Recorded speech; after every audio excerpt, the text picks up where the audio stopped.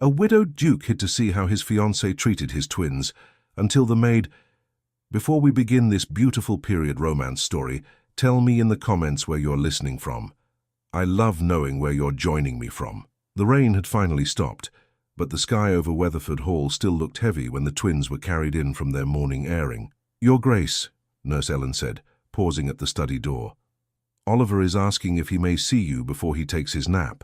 Thomas Hargreaves looked up from the stack of estate accounts and saw 2 pairs of small boots dangling near the threshold. Oliver peered around the nurse's shoulder, cheeks flushed, hair undone. Behind him, Grace had her thumb in her mouth and clutched a worn cloth doll.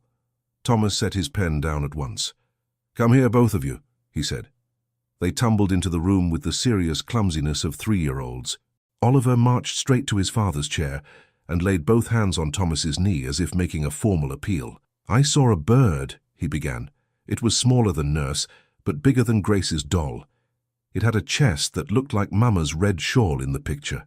Grace nodded, eyes solemn. "It hopped." Thomas felt the familiar ache in his chest at the mention of their mother, but he smiled anyway. "A robin, most likely," he said. "And what did the robin say to you?" Oliver frowned. "It said nothing. It was rude." Grace giggled. "It hopped," she repeated, as if that explained everything. "You must not take it to heart," Thomas said. "Birds have poor manners." He drew them closer for a moment, breathing in the clean, sweet smell of damp wool and fresh air. Then Nurse Ellen cleared her throat softly. "They must rest now, Your Grace. Lady Margaret asked that they be brought to the nursery when they return. She wished to look in on them herself." Thomas hesitated. Duty waited in the figures on his desk. Expectation waited in every letter from London. Somewhere between the two stood his children, needing things he was not always sure he knew how to give. "Very well," he said. "Tell Lady Margaret I shall come up later, if I may."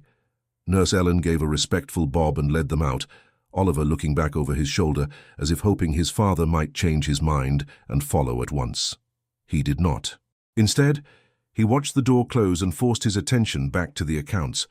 Land values, grain prices, coal shortages, bills that had been easy enough to settle when his father lived, and the world seemed steady. Times had changed. Rail lines, factories, new enterprises that needed capital he no longer possessed in abundance. That was why the engagement had been wise. Everyone said so. Lady Margaret Ashford's handwriting lay on the corner of the desk, a delicate note he had received that morning. "I have already begun to think of the children," she had written. "We shall make them quite the model family, you and I. I am sure we shall suit one another very well." It was not a passionate declaration, but then he had not sought passion. He had sought order, respectability, and the restoration of some security to lands that had been in his family for centuries. Margaret's father brought more than a generous dowry. He brought investments, trade connections, a network that could save Weatherford from slow decay. "And a mother for the twins," he murmured, closing the ledger. "That is no small thing." He pushed back his chair and walked to the window. From there he could see only the west lawn and the line of trees. Somewhere above, in the nursery, his children were with the woman who would soon become their stepmother. He tried to be grateful. He tried to imagine them gathered together at table, Margaret presiding with calm grace, Grace watching her, Oliver repeating her words, imitating her manner. Perhaps it would be good. Perhaps it would heal in some measured way the wound his home had carried for 3 years. Yet an unease stirred under his ribs, something he could not name. He shook it off and rang for his valet. There were letters that required his answer. A duke did not indulge in vague misgivings. He made decisions and stood by them. Upstairs, 3 corridors away, a maid carried a tray toward the nursery and wondered if it was her place to ask questions. Emily Carter kept her hand steady as she climbed the last of the stairs. The tray was not heavy, only 2 small bowls of broth, a slice of bread cut into careful squares, and a jug of milk. But she had learned early in service that a clatter at the wrong moment could set the whole household on edge. She paused at the corner and drew a breath. The door to the nursery stood partially open. She heard nothing inside. "Broth for the little ones," she whispered, as much to herself as to the silent air. "At least they shall not sleep on empty stomachs now." Mrs. Harding, the housekeeper, had frowned when Emily asked if the children were to have their usual mid-morning meal. "Lady Margaret has taken a particular interest," Mrs. Harding had said.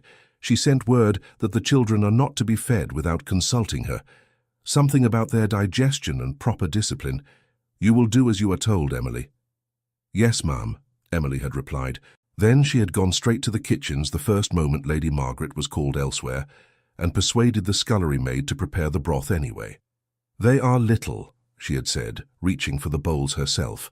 "Little ones need regular meals, no matter who is soon to be Duchess." Now she nudged the nursery door with her foot and stepped inside. Oliver and Grace sat on the floor near the small table by the window. Oliver's knees were drawn up, his chin resting on them. Grace held her doll so tightly it looked in danger of losing its remaining stuffing.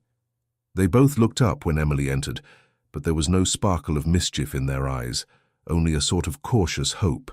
"There you are," Emily said, lowering the tray to the table. "I thought perhaps you might be hungry." Oliver stood at once. "We are," he said simply. Grace nodded. "Hungry," she repeated. "Did you not eat earlier?" Emily asked, surprised. "Surely Nurse brought you something." "Nurse went away," Oliver replied. "Lady Margaret said she wished to be alone with us. She told Mrs. Harding we had already eaten, but we did not eat."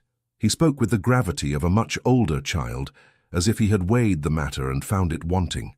Emily's stomach tightened. "Well," she said quietly, "you shall eat now." She ladled broth into the bowls and placed one in front of each child. Their spoons trembled a little from haste. She did not scold. The room was neat, toys in their places, curtains drawn to let in the pale afternoon light. Nothing looked wrong, but something felt wrong. The hush, the way the children glanced at the door between each mouthful. "Has Lady Margaret been here much today?" Emily asked, keeping her tone light. Oliver's spoon stopped midway to his mouth. "She said we must learn to sit still," he said. "She said we are too noisy. She does not like when Grace sings." "I was not loud," Grace whispered. "Only a little song, for the doll." Emily's hands tightened on the edge of the table. She had met Lady Margaret only a few times since the lady arrived almost a fortnight ago. The future Duchess was always perfectly dressed, perfectly polite, perfectly composed. She smiled at the twins when others were present and praised their fairness, their fine manners. She had never appeared cruel, but neither had she seemed truly interested in them, beyond what was proper to be observed. "Perhaps she is simply not used to children," Emily said. "Give her time." Grace nodded as if that made sense, but Oliver only bent his head and finished his broth with diligent determination. Later, when the tray was empty and she carried it back down the corridor, Emily told herself she had probably misunderstood. Perhaps Nurse had simply been called away at the wrong moment. Perhaps the kitchen had delayed the earlier meal. Perhaps. But unease settled in her chest and remained there all through the afternoon's work. 2 days later, she stood again in the kitchen, watching as a footman lifted a laden tray off the table. "For the nursery?" she asked, seeing the small plates and cups of milk. He shook his head. "No, Lady Margaret sent word the children have already been served, and that she wishes to take tea with His Grace alone today. This is for the drawing room." "But I just came from above," Emily said slowly. "Nurse told me she was waiting for the kitchen signal before setting the table. She said, 'Emily,'" Mrs. Harding's voice cut through the clatter, "you will not question orders that come from Lady Margaret. The household must adjust to her wishes. She shall soon be Duchess here." Emily bit back her reply. "Yes, Mrs. Harding." Later that day she passed the nursery again. The door was closed. From inside came a small, thin sobbing. She hesitated. It was not her place to intrude when the future Duchess was with the children. She pressed her hands against her apron, turned away, took 3 steps down the corridor. The sobbing did not stop. In the end, she did not knock. She simply stood there, heart beating too quickly until the sound faded. When the door finally opened, Lady Margaret stepped out, her expression perfectly calm, her gown unrumpled.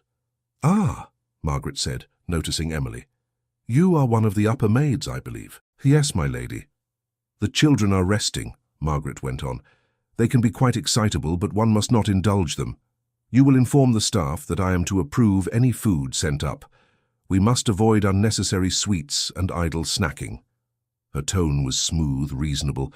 It would have sounded entirely proper to anyone who had not stood outside the door, hearing little sobs. "Of course, my lady," Emily said, forcing the words past the dryness in her throat. Only when Margaret's footsteps faded did she dare glance into the nursery. The room was dim. Oliver sat on the edge of his little bed, staring at the floor. Grace lay curled under the blanket, eyes open and shining. The next morning, the pattern repeated. A meal not sent, a door closed, a command passed down through Mrs. Harding that unsettled her. "They are only 3, Emily whispered to herself as she polished the balustrade near the nursery stairs. "There is discipline and there is—" She did not finish the sentence. A maid did not make such judgments about her betters. Yet by the 4th day, when she found Oliver in a corner trying to quiet Grace's complaints of hunger by giving her his share of a single biscuit, something broke inside her careful obedience. "That is not enough for either of you," she said, kneeling. "Lady Margaret said we were naughty yesterday," Oliver answered. "She said we must not trouble the servants. She said it is better to feel empty than to be troublesome." Grace swallowed her half of the biscuit with obvious effort. "I am not troublesome," she whispered. Emily's eyes burned. "No, you are not." She went at once to the kitchen again, ignoring Mrs. Harding's disapproving look, and begged for a small pot of porridge. The cook grumbled but obliged. Emily carried it back up herself, hands steady only because she willed them to be. "Here," she said, setting the bowls on the table. "But you will eat." Grace looked nervously at the door. "If Lady Margaret come—" "You will tell her," Emily said with a bravery that surprised even herself, "that I insisted. You are not to be punished for another's doing." They ate quickly, casting anxious glances toward the corridor. No one came. Still, the unease grew. If she could see this much in her limited errands, what else did she not see? How many hours did the children spend behind that closed door without nurse, without food, without comfort? That night, lying awake on her narrow bed in the small room under the eaves, Emily stared at the ceiling and argued silently with herself. "It may be nothing. You may be mistaken. Perhaps the children forget what they have had. Perhaps Lady Margaret has her own gentle method, and you are misreading what you hear." But she could not forget Oliver's solemn face when he said, "We did not eat." She could not forget Grace's thin whisper, "I am not troublesome." If she went to Mrs. Harding again, she would be told to hold her tongue. If she spoke to Nurse Ellen, she might only succeed in worrying the woman without giving her any power to act. There was only one person in the house whose authority could withstand Lady Margaret's. The thought terrified her. A maid did not write to a duke. A maid did not accuse his future duchess, even by implication, of neglecting his children. If she were wrong, she would not merely lose her position, she would be marked as a troublemaker, and no other house would take her easily. "But if I do nothing," she whispered, "I shall be marked by my own conscience, and I must live with that always." The rain began again outside, soft against the roof. In the dimness, the shape of the small table in the corner of her room seemed to stand out. She rose quietly, struck a match and lit the candle. Then she took the one piece of decent stationery she owned from the bottom of her trunk and sat down with the stub of a pencil. She stared at the blank page a long time. "Your Grace," she wrote at last, the letters careful, uneven. "Forgive a servant who may be overbold. I would not presume to speak if I were not much troubled." She did not embellish. She did not accuse Lady Margaret by name of deliberate cruelty. She simply set down what she had seen. Meals turned back, nurses dismissed, children left hungry, frightened by the sound of footsteps that should have brought comfort. She wrote of Oliver's grave attempt to shield his sister from hunger, of Grace's timid apology for existing. "My lord," she finished, "if I am mistaken, punish me as you see fit. But I beg you, look yourself to see how the children fare when you are absent. I will not sign my name, for I am a coward in this, yet I cannot lie to my own heart and say nothing." She hesitated over the last line, then added, "Please forgive me." The trembling in her hand grew worse as she folded the sheet. She did not seal it with wax. That seemed too grand, too presumptuous. Instead, she slipped it into a plain envelope she had taken from the writing table in the still-room and left it unmarked. In the morning, she rose before the household bell and waited in the passage near the study, letter pressed between her fingers. When the butler passed, she stepped forward. "Mr. Price," she said, keeping her voice low, "I found this under the door to the servants' entrance just now. It appears meant for His Grace." He took the envelope with a faint frown. "No direction," he said. "Strange." Perhaps the writer did not know how it should be addressed, she suggested, doing her best to look mildly curious rather than desperate. He shrugged and added it to the small stack of correspondence he carried. His Grace reads everything that comes, he said. He will know what to do with it. Emily retreated before her knees could fail her. Downstairs, Thomas accepted the morning's letters with the distant attention of a man who expects nothing but bills and formalities. He glanced through the familiar hands. His aunt, his solicitor, a member of Parliament. "What is this?" he asked, noticing the unmarked envelope. "Found at the servants' entrance, Your Grace," Mr. Price replied. "No direction. It may be nonsense, but custom requires I present it." Thomas opened it, expecting some petition for employment or aid. The first lines made him sit straighter. He read slowly, then more quickly, eyes moving back over certain sentences as if hoping they might change into something less disturbing. By the end, his hand had tightened on the paper until it creased. "Who brought this?" he asked, keeping his voice even. "Emily Carter, Your Grace." "One of the maids. She said she discovered it under the door." "Emily Carter," he repeated, tucking the letter into his inner pocket. "Thank you, Price. That will be all for now." When the butler left, Thomas stood in the middle of his study, the quiet tick of the clock suddenly unbearable. It could be a cruel jest. It could be some servant's spite against a mistress who would bring new order to the household. It could be nonsense entirely. Yet the letter had not sounded like nonsense. The language was simple, hesitant, marked by the spelling and hand of someone not accustomed to writing. There had been no florid accusations, no demand for reward. Only the plain, painful description of small, ordinary wrongs. "My lord, I beg you, look yourself." He might have put it aside and chosen to believe in Margaret's composure. He might have confronted her directly, demanded an explanation, and accepted whatever cool reply she offered. He found he could not. Instead, he waited until after luncheon, when Lady Margaret excused herself to write letters, and Nurse Ellen was told by Mrs. Harding that Lady Margaret wished to have the children to herself for the afternoon. The information reached him by chance, in an offhand remark from his aunt. "Margaret is with the twins," Lady Agatha said. "It is very good of her to take such early interest, Thomas. Not every young woman would." "No," he said quietly. "Not every young woman would." He left his aunt in the drawing-room, walked up the stairs and turned down the corridor toward the nursery, with a determination that surprised him. His own footsteps sounded too loud. He slowed, listening. No laughter, no chatter. Only, faintly, the rustle of movement from within.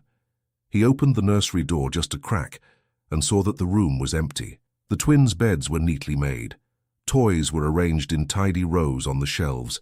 The children themselves were nowhere in sight. "Nurse?" he called softly. No answer. A moment later he heard a small muffled sound and realized it came from the adjoining room, a closet used for linens and the children's clothes. He crossed the room quickly and put his hand on the knob. It resisted slightly, as if something were pressed against it. When he eased it open, two small faces looked up at him, eyes wide. "Papa," Oliver whispered. "Why are you in here?" Thomas asked, crouching at once. "Lady Margaret said we must be quiet," Oliver replied. "She said we disturb her when we play. She said we must sit here until we can behave." Grace blinked hard. "It is dark," she said. "I do not like the dark." Thomas swallowed. "How long have you been here?" Oliver shook his head uncertainly. "Many minutes."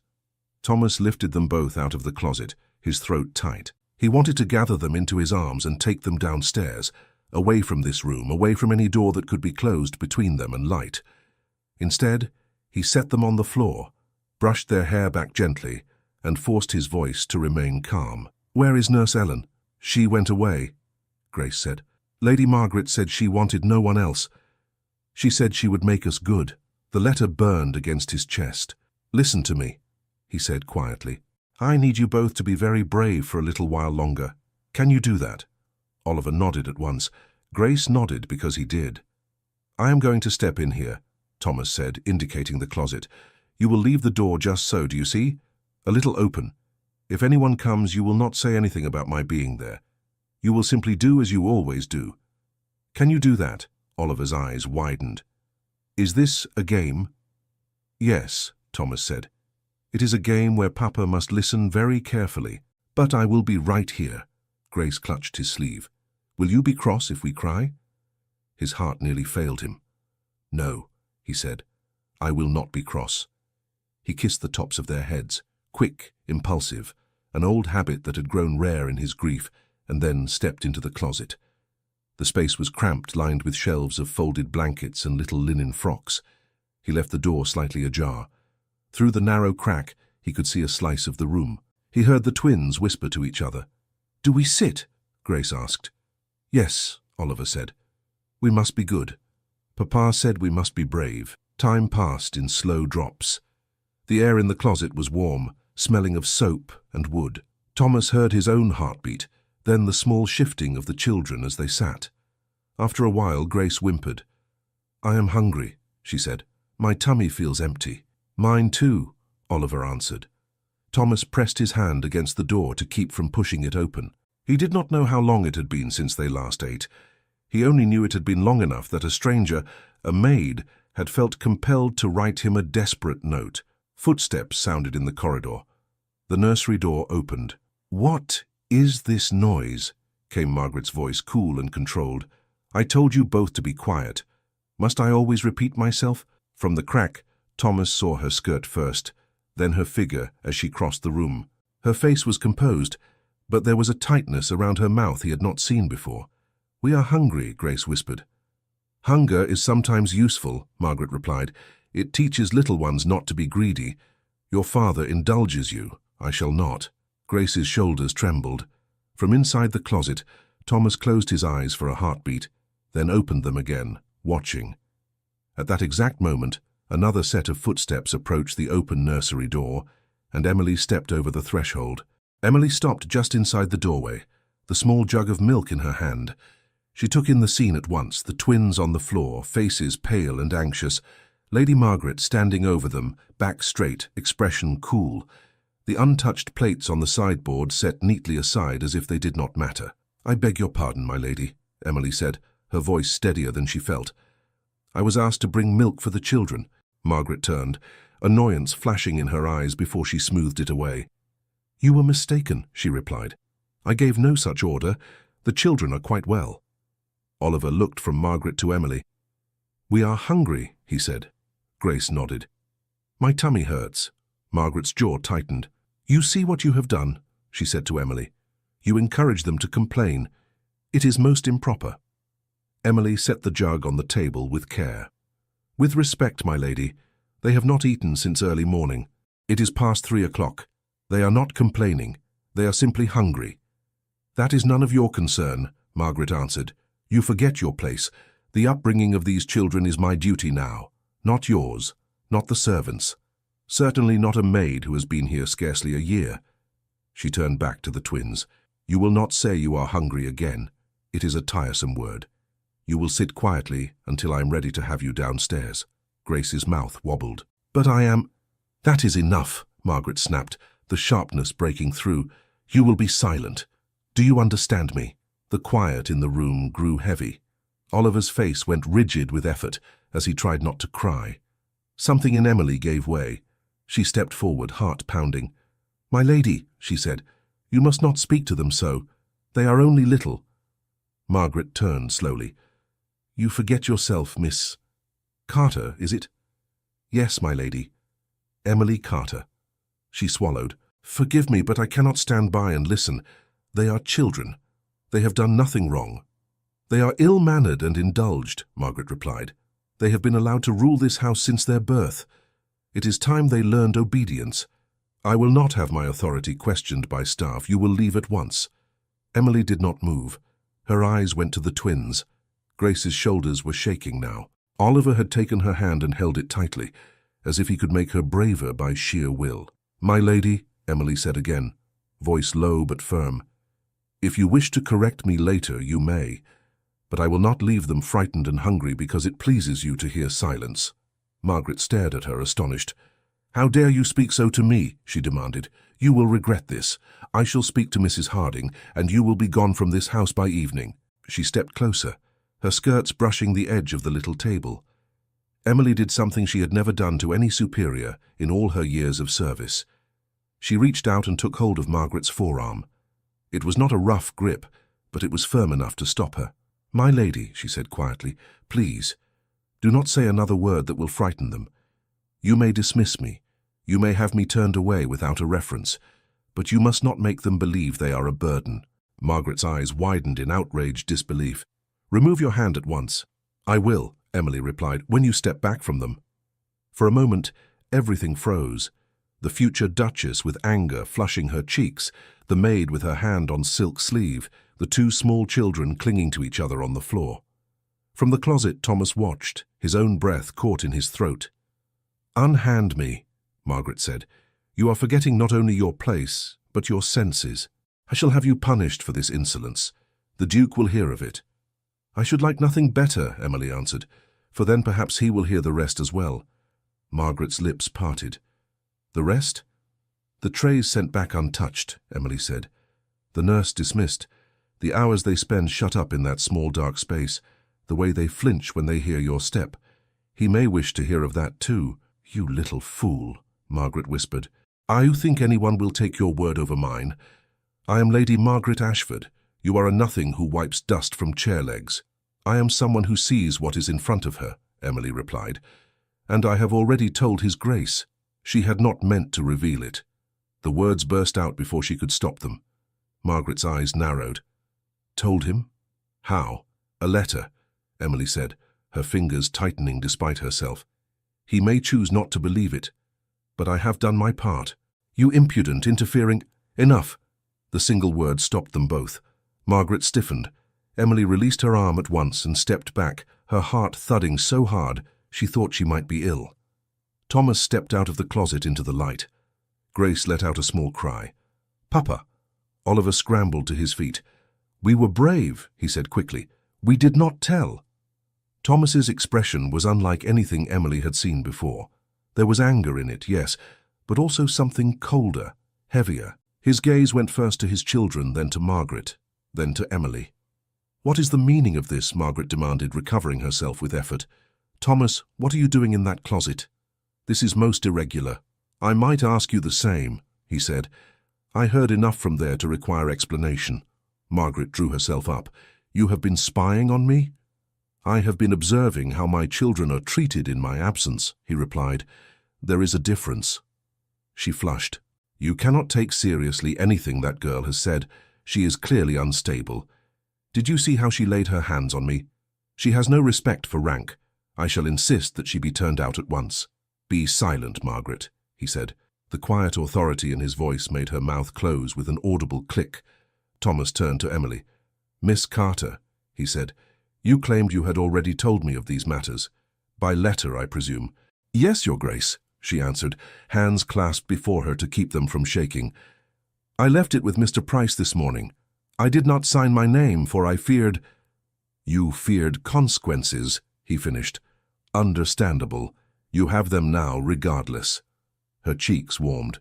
"Yes, Your Grace." Margaret gave a brittle laugh. "You see?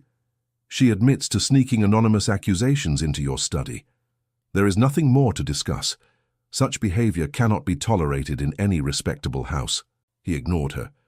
"Miss Carter," he said, eyes still on Emily, "for how long have you observed what you described in your letter?" She hesitated, then decided there was nothing left to lose. "For several days, Your Grace," she said, "perhaps longer. At first I thought I must be mistaken. Trays do go astray, messages are misplaced, but I saw the pattern. When Your Grace is at table with Lady Margaret or away on estate business, meals for the children are delayed or turned back. The nurse is dismissed. The children are kept quiet by being shut into the linen closet." Oliver tugged at his father's sleeve. "We are not naughty all the time," he said in a small voice. "Sometimes we try to be very good." Grace added, "We whisper, so she will not say we are loud." Thomas's hand went to his son's shoulder. He turned his head toward Margaret. "Is this true?" he asked. She smiled, thin and controlled. "Thomas, you cannot be serious. You are taking the side of a servant and two little children who do not understand discipline over a woman who will soon be your wife." "I asked a question," he said. "And I answered," she replied. "No, it is not true as she presents it. The children are in need of firmer guidance. They have no mother. They have been overindulged. It is natural that they resist new rules. As for the meals, I merely wish to regulate the times. They are constantly being offered food. It is not healthy. Are they constantly being offered food? He asked quietly. Oliver, Grace? Oliver shook his head. Sometimes nurse brings plates, but Lady Margaret sends them away. Thomas's gaze did not leave Margaret's face. And the closet? Her composure wavered for the first time. I asked them to sit there once or twice when they shrieked and stamped their feet. It is not a prison, Thomas. You exaggerate. They were never there long, Grace whispered. It is dark. He drew a breath. You consider it proper to shut frightened children into a dark closet for discipline? You would rather they run wild, Margaret countered. You are blinded by your affection. Grief has made you weak where they are concerned. I was trying to help, to bring order. And starving them, he asked. Is that order? I have never starved anyone, she said. Do not use such words. I simply withheld a treat when they misbehaved. Any mother would do the same. This absurd maid has twisted the truth out of all proportion. Emily flinched. If I have exaggerated, Your Grace, she said softly, then I beg your pardon. I only know what I have seen. Yesterday the children had only a single biscuit between them in the afternoon. Today they had nothing until I brought the milk that Lady Margaret would not allow. Enough, Margaret said. I will not stand here and be slandered by someone who scrubs floors. She turned to Thomas once more, her gaze imploring. Send her down to the servants' hall and leave this to me. We shall laugh about it later. It is ridiculous. He did not laugh. Oliver, Grace, he said instead, still looking at Margaret. When did you last feel as you do now? Hungry and empty, as Grace said. Oliver frowned, thinking hard. Many times, he said at last. Whenever you go away to talk with the other grown-ups, Lady Margaret says it is our fault, that we should not ask. Grace pressed her face against his leg. I do not like when she smiles, she murmured. It does not feel kind. The silence that followed was almost unbearable. I heard you, Margaret, Thomas said finally. I heard you telling my children that hunger is useful, that you will not indulge them, that they disturb you. I heard you insist on silence when they tried to tell you they were in need. Those were your own words, not Miss Carter's. She paled. You twist everything. I repeat, he said. I cannot trust any woman who can speak in such a way to a hungry child, least of all mine. Margaret drew herself up in affronted dignity. Then what do you intend to do? Break our engagement over the complaints of a maid? I intend, he said, to protect my children. He turned to Emily. Miss Carter, please take Oliver and Grace to Nurse Ellen. Ask her to see they are properly fed and allowed to play in the schoolroom for the rest of the afternoon. Emily's heart raced. Yes, Your Grace. Papa, Grace whispered, clinging to his hand.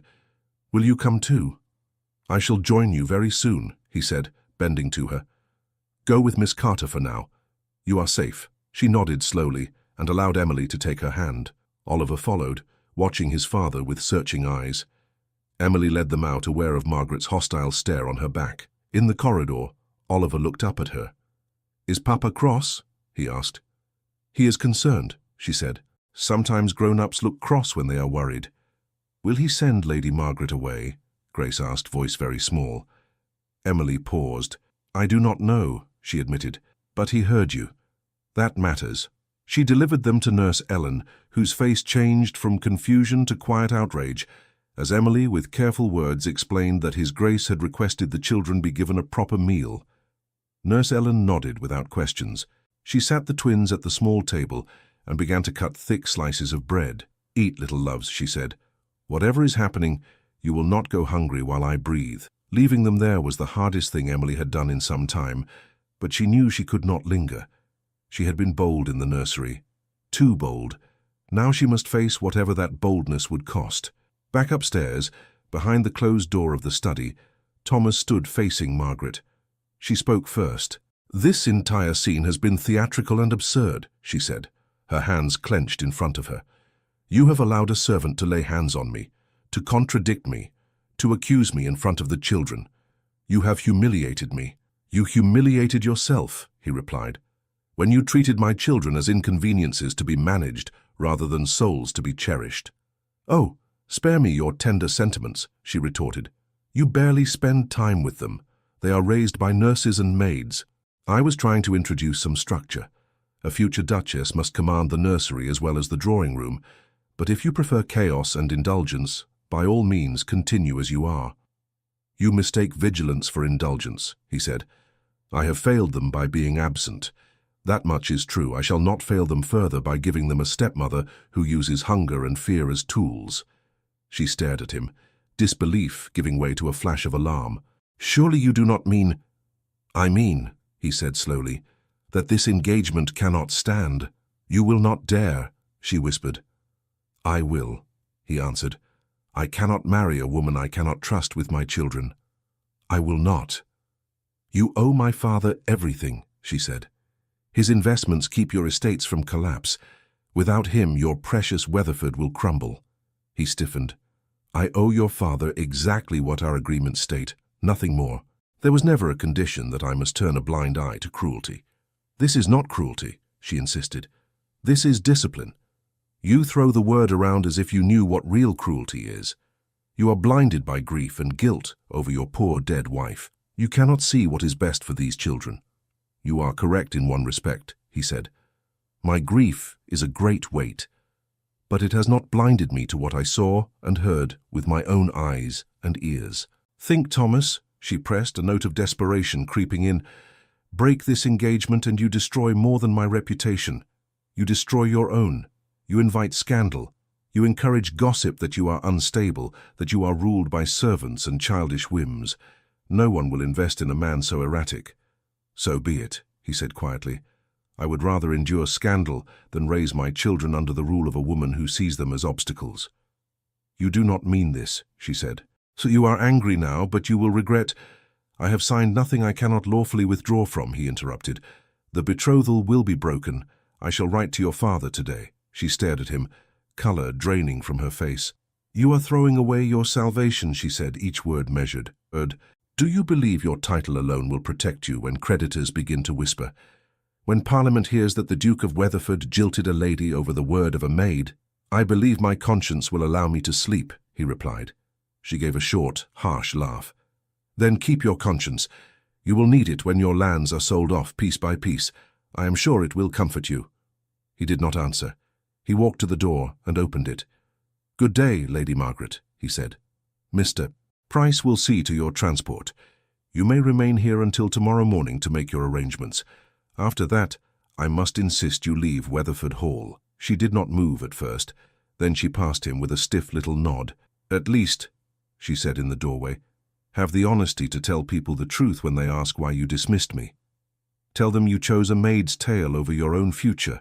I shall tell them, he answered, that I chose my children. Their eyes met for a final moment. There was no softness in hers, only a glittering promise of retribution. You will regret this more than you can imagine, she said. She swept down the corridor, skirts whispering against the polished floor. Word spread through the house faster than any official announcement could have. By evening, every footman, maid and scullery girl knew that the engagement with Lady Margaret was broken and that she would be leaving. Whispers followed in her wake as trunks were packed and orders given in clipped tones. No one dared speak to her unless required, but they watched. In the servants' hall, Emily sat alone at the end of the table, her bowl of stew untouched. You look as if you have seen a ghost, one of the kitchen maids murmured. Leave her, another whispered back. She is the ghost. They say it was her word that sent Lady Margaret off. Emily pretended she did not hear. Her hands were folded tightly in her lap. She had not been summoned. She had not been praised or rebuked. That silence frightened her more than shouting would have. Mrs. Harding approached her as the others drifted away. Miss Carter, she said, her mouth set in a firm line. A word. Emily rose at once. Yes, Mrs. Harding. They stepped into the passage. You have placed this household in a difficult position, Mrs. Harding said. Lady Margaret was to be our mistress. Whatever has passed, she is still a lady. You contradicted her in front of the children. You laid hands on her. Emily dropped her gaze. I know, ma'am.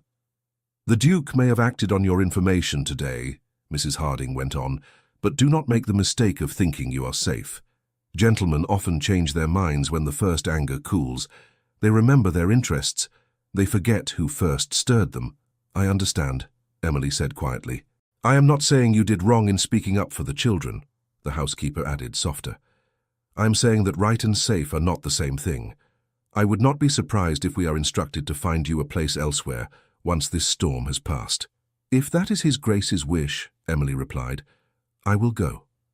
Mrs. Harding sighed. For what it is worth, those little ones are fond of you. That will count for something. Now go. You have duties. Emily curtsied and returned to her work, but her thoughts turned in circles. She had imagined dismissal even without a reference. She had not imagined something worse in its own way, staying long enough to see the children freed from one danger, only to be removed from their lives by another kind of necessity. That night, as darkness settled around the vast house, Margaret's carriage stood ready in the courtyard. Trunks were piled, servants waiting to close the doors. Thomas did not go down to see her off. He had written a letter to Lord Ashford and sent it ahead by fast rider. There was nothing more to say to Margaret herself. From an upstairs window, Oliver and Grace watched the carriage lamps glow. Is she going? Grace asked. Yes, Oliver said. Miss Emily said so. Will she come back? Grace murmured. Thomas stepped up behind them. No, he said. She will not. They turned at once and pressed themselves against him. Will we get another lady? Oliver asked. To be our mamma. The question struck him like a physical blow. Not for a long time, he said. Perhaps not ever. You have me. You have nurse. You have Miss Carter. That is enough for now. Grace nodded sleepily. I like Miss Carter, she said. So do I, Oliver added. He kissed their heads and sent them to bed, then returned to his study. He found no peace there. The letter to Lord Ashford lay on the desk, a copy made by his own hand for his records. It was polite, restrained, very clear. He cited differences of principle regarding the care of the children and expressed regret. He did not mention the closet. He did not mention hunger. There were some truths that would serve no purpose in being shared more widely than necessary. He sat behind his desk and stared at the ledgers. Even if Lord Ashford accepted the broken engagement with outward civility, the consequences were obvious. Investments withdrawn, promised funds withheld, partnerships quietly dissolved. In a world where reputation and credit were intertwined, a duke known to break his word could not expect easy terms from bankers. He had chosen. He would not unchoose. A knock sounded at the study door. Come in, he said. Mr. Price entered, his face unusually grave. Your Grace, Mr. Collins has arrived from London. He says the matter is urgent. So late? Thomas glanced at the clock. Send him in. Moments later, Mr. Collins, his solicitor, stepped into the room, shaking off his coat. My apologies for the hour, he said, but I thought you would prefer this not wait until morning. What has happened? Thomas asked. I have received a communication from Lord Ashford's lawyers, Mr. Collins said, opening his leather case. They have chosen to interpret your breaking of the engagement as a breach of conditions tied to the principal investment contract, and they state their intention to withdraw not only future funds, but to call in certain obligations at once. If they proceed as written, Your Grace, Weatherford may face a financial crisis from which it cannot recover. Thomas sat very still. Explain, he said. Mr. Collins placed a folded document on the desk. Lord Ashford's lawyers argue that the engagement was, in practice, part of the consideration for the investment.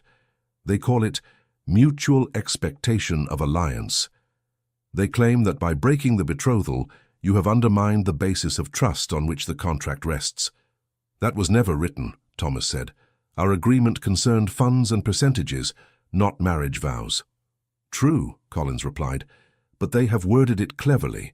They say that while the betrothal was not expressly stated, it formed an essential understanding.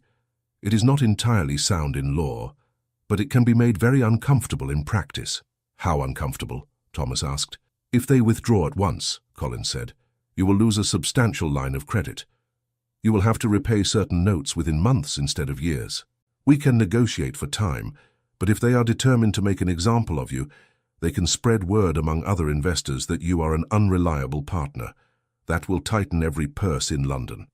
Thomas rubbed his temples. In plain words, Collins.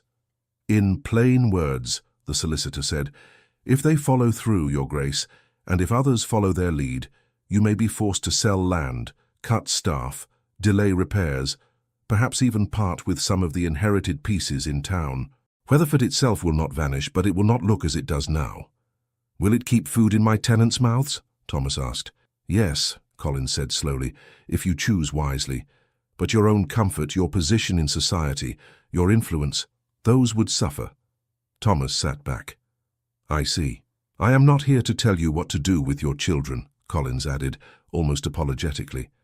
I am here to tell you what your decision costs.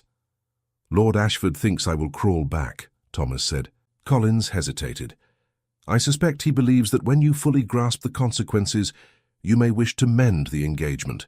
His letter ends with a line about hoping you will reconsider in light of your obligations to your house and your people. Does he mention his obligations to mine? Thomas asked.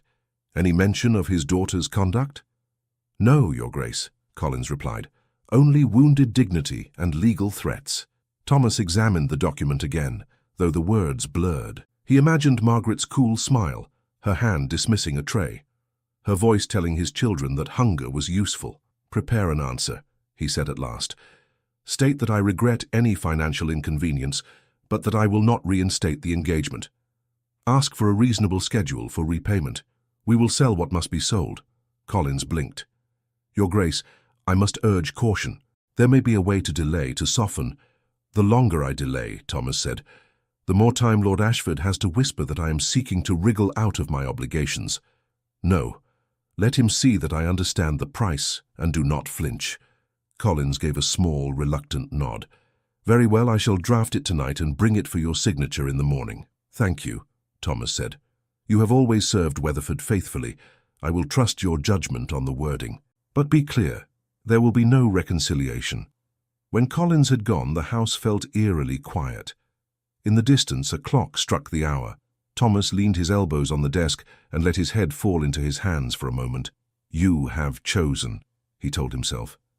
Do not look back. The days that followed did not allow him to forget the choice for a single hour. Within a week, polite letters arrived from 2 other investors, expressing concern over rumours of instability at Weatherford. An invitation to a parliamentary supper, once taken for granted, was regrettably postponed. A London newspaper printed a small, sly piece about a northern duke who dismissed his bride-to-be in a fit of domestic sentimentality, hinting that financial institutions might wish to take heed. Lady Agatha marched into his study, newspaper in hand. Domestic sentimentality, she cried. They mean you. Everyone knows they mean you. Do you see what your impulsiveness has done? Thomas took the paper, skimmed the paragraph and set it down. I see a writer who cannot name his subject, and therefore wields his pen behind a veil, he said. I have endured worse. You have not endured the ton laughing at you behind their fans, she said, and they will. They will say you cast off a suitable bride because a pretty maid whimpered about the children's supper. His gaze sharpened. Is that what they say? Oh, they do not say it to me, Lady Agatha replied. I am your aunt, they are polite, but I hear enough. Lord Ashford's circle is very busy telling everyone that Margaret is the injured party. Do they mention closets? He asked. Do they mention plates sent away and tears in the dark? No, of course not, she said impatiently. Do not be naive. They speak of a young lady devoted to her future stepchildren, suddenly thrown aside by a duke who cannot control his staff. Then, Thomas said, we must bear it. She stared at him. That is all you have to say. For now, he answered. Unless you would have me lie. I would have you save this house, she said. Your father did not toil all his life so that you might throw Weatherford into the fire to prove a point about bread and biscuits. My father taught me that Weatherford stands for something, he replied. If it stands only for profit at the expense of the powerless, it is not worth saving. Lady Agatha pressed her lips together. And what of the maid? The one whose letter began all this. Will you keep her here as a reminder? He knew what she was truly asking. Her name is Emily Carter, he said. And yes, I will not punish her for telling me the truth. His aunt exhaled sharply. You may not intend to punish her, but she will suffer all the same. Do you not see how they speak of her already? They say she has your favor. They say she bewitched you, fed you stories until you threw away a good match. It is wicked nonsense, but people adore wicked nonsense. Then they have poor taste, he said dryly. This is not a jest, she insisted. If you are not careful, Thomas, they will make it impossible for that girl to walk through a room without whispers. They will ruin her name. If you truly care for her welfare, You will find her a place in another house, somewhere far from this scandal." He looked away, out the window, where the grounds stretched green and familiar. "You ask me to send away the woman who stood between my children and fear," he said. "I will not do it." "You will if you think clearly," Lady Agatha answered. "You cannot marry her. You must not even appear to show her special regard. The kindest thing would be to give her a generous reference and see her settled under a mistress whose household is quieter than this." He did not answer at once. "I will consider what is kind," he said finally, "but I will not act out of fear of gossip. Not again." Lady Agatha's eyes searched his face. "You are more your mother's son than your father's," she said softly. "She always favored heart over calculation." "I count that as no insult," he replied. She shook her head. "It may comfort you. It does not comfort your creditors." When she had gone, the silence returned heavier than before. In that silence, on another floor, Emily moved through the nursery with quiet efficiency, trying not to hear her own name spoken in whispers. "Did you hear?" one of the lower maids had said that morning. "They say the Duke broke with Lady Margaret because of Miss Carter." "Nonsense," another replied. "Why would a duke listen to a maid?" "Because she told him something he did not like," the first said, "or because he likes hearing her speak. You know how these stories go." Emily had turned away before they could see the color rising in her cheeks. Now she knelt by the toy chest while Oliver and Grace scattered wooden soldiers and rag dolls across the carpet. "Do they still talk about Lady Margaret?" Oliver asked suddenly. Children always heard more than adults wished. "Some do," Emily said, folding a little jacket. "But talk is only talk. It cannot touch you." "Will she come back?" Grace asked, placing her doll carefully in a row. "No," Emily said gently. "Your father has sent her away for good." "Because she put us in the closet?" Oliver asked. "Because he heard you were unhappy," she answered.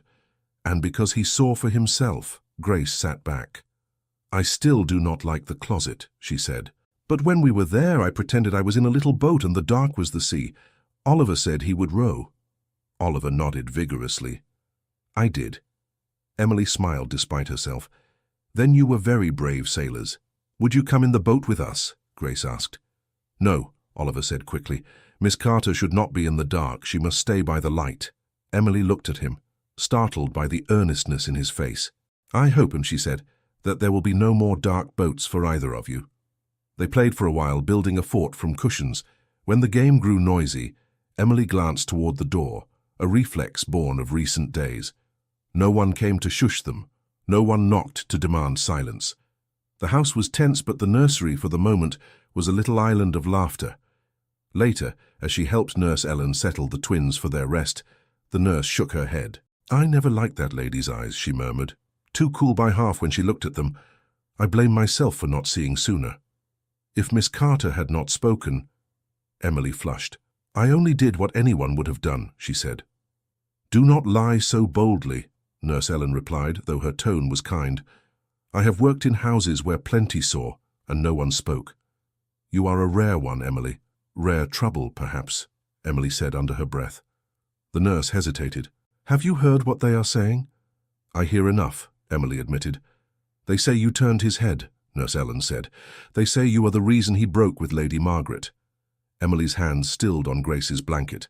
"That is not true," she said quickly. "His Grace made his own choice. I only told him what was happening. I never asked him to take any particular step." "I know," Nurse Ellen said. "But the world does not care what we know. It likes a story with a villain and a temptress. Just be cautious, child. The higher folk look for someone to blame when things go wrong. It is seldom one of their own." "I have been cautious all my life," Emily said softly. It did not help much. She left the nursery with a weight pressing on her chest that had nothing to do with trays or blankets. At supper in the servants' hall, the mood was strained. Some avoided her entirely. Others stared with undisguised curiosity. A footman leaned over from the next bench, voice low. "Is it true," Whitey asked? "Did you write to His Grace behind Lady Margaret's back?" Emily looked at him. "I wrote to His Grace about the children," she said. "Their welfare is his concern." "And now Lady Margaret is gone," he said, "and Lord Ashford is in a fury. I heard Mr. Price say so. No one says it outright, but we all know who lit the match. Do you think I should have kept silent?" she asked. He shifted. "I think I am glad it was not my hand," he muttered, and went back to his stew. Later that evening, word reached her that Mr. Collins had left. The house settled into uneasy quiet. The next day, Lady Agatha summoned the housekeeper. Emily did not see their conversation, but she felt its echoes. Mrs. Harding called her to the housekeeper's room after noon. "Sit down, Miss Carter," Mrs. Harding said, folding her hands on the desk. "There is a matter we must discuss." Emily obeyed, perching on the edge of the chair as if it might vanish. "You are aware," Mrs. Harding began, "that His Grace's decision regarding Lady Margaret has caused difficulties." "Yes, ma'am," Emily said. "I am sorry for any trouble." "Sorry does not untangle accounts or silence gossip," the housekeeper replied, though not unkindly. "I have spoken with Lady Agatha. She is very concerned that people in town and beyond will connect your name with this scandal." Emily's mouth felt dry. "I have done nothing wrong, ma'am." "In the eyes of heaven, perhaps not," Mrs. Harding said. "In the eyes of society, you are a maid who helped overturn an engagement. That is enough." Emily stared at her hands.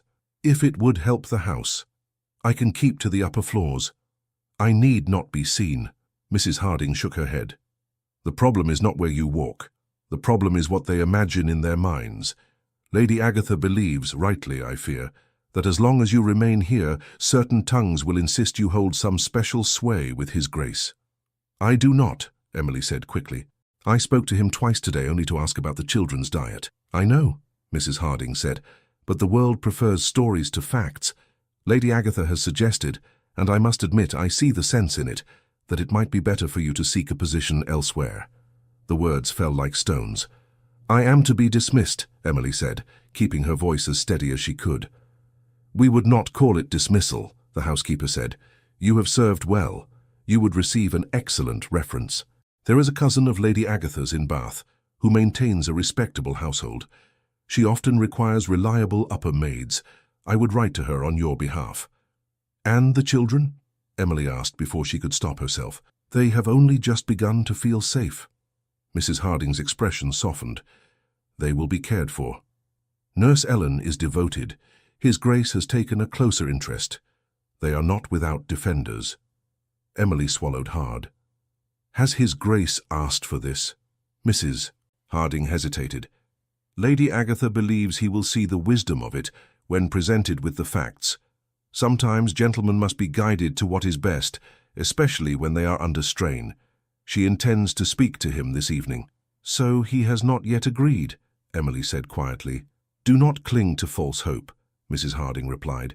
"You know as well as I that when the family decides something is necessary, the servants must adjust. This is not punishment, Emily. It is precaution." "It feels very much like punishment," Emily murmured. "You will have time," the housekeeper said, ignoring the remark. "A week, perhaps 2, while letters are exchanged. In the meantime, continue as usual. Do not speak of this to anyone. I would not have the household in turmoil." "Yes, ma'am," Emily said. She left the room with her head high until she reached the back stair. There, where no one could see, she sat down on the step and pressed her hand to her mouth. Bath. Another house. Strange faces. New children, perhaps, or none. Another life begun from the beginning because she had dared to love 2 small souls too much. In the days that followed, nothing outward changed. The bell rang as always.